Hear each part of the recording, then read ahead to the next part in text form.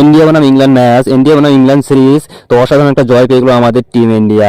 তো আমি চলে এসেছি ম্যাচে। তো ম্যাচে টিম ইন্ডিয়া আগে ব্যাট করে 356 রানে টার্গেট দিয়েছিল ভাই, ইংল্যান্ড সেটা 214 রানে অল আউট মাত্র 34 ওভারে। গুরু কি বলবো, যা বলার কথা না সত্যি। তো এই ম্যাচে বলতেছি যে প্লেয়ার অফ দ্য সিরিজ হয়েছে আমাদের শুভমন গিল, তার কারণ সব থেকে বেশি রান করেছিল এই সিরিজে শুভমন গিল।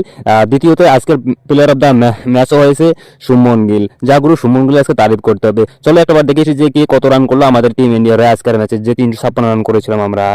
তো প্রথমে চলে এসেছি আমরা ভাই রোহিত শর্মা। রোহিত শর্মা সেঞ্চুরি হওয়ার পর কিন্তু আজকেও সে রান করতে পারেনি।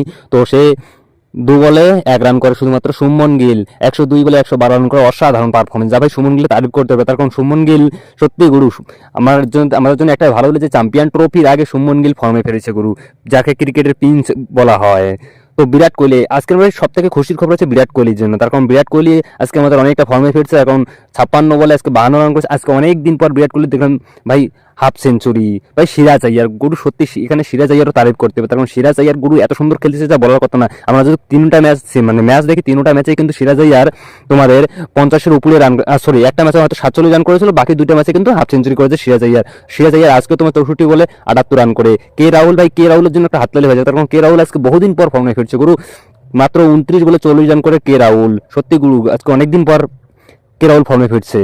এখানে হার্দিক পান্ডিয়া তোমাদের 9 বলে 17 রান করে। হার্দিক পান্ডিয়া টি-20 ডাং দিয়েছে। অক্ষয় পটেল 12 বলে 13 রান করেছে। ওয়াশিংটন সুন্দর 14 বলে 14 রান করেছে। আমি বুঝলাম না গুরু ওয়াশিংটন সুন্দরকে কেন নিয়েছে। ওয়াশিংটন সুন্দর তো আমাদের চ্যাম্পিয়ন ট্রফি স্কোয়াডও নেই। হর্ষিত রানা হর্ষিত রানা আজকে ব্যাটিং করেছে। হর্ষিত রানা 10 বলে 13 রান করেছে ভাই। একটা 6 মেরেছে, একটা 4 মেরেছে হর্ষিত রানা, দুটো রানে বাউন্ডারি থেকে। এবার অর্শদীপ সিং রান আউট হয়েছে, 2 বলে 2 রান করেছে। কুলদীপ যাদব 1 রান। তো গুরু এখন কথা হলো যে এখন দেখা যাক যে আমাদের কে কটা উইকেট পেলো। তো প্রথমেই চলে এসেছি আমাদের অর্শদীপ সিং এর কাছে। সর্দার সবসে আসরদার কথাই আছে না।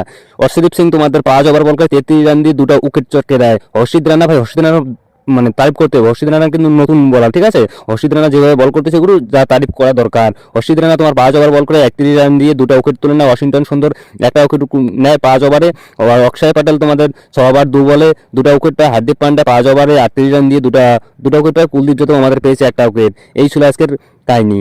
তো আমরা চলে যাচ্ছি শুভমন গিলের কাছে। গুরু শুভমন গিলের কাছে তারিফ করতে হবে, তার কারণ শুভমন গিল বলেছে ও নরেন্দ্র মোদী স্টেডিয়ামের রাজা।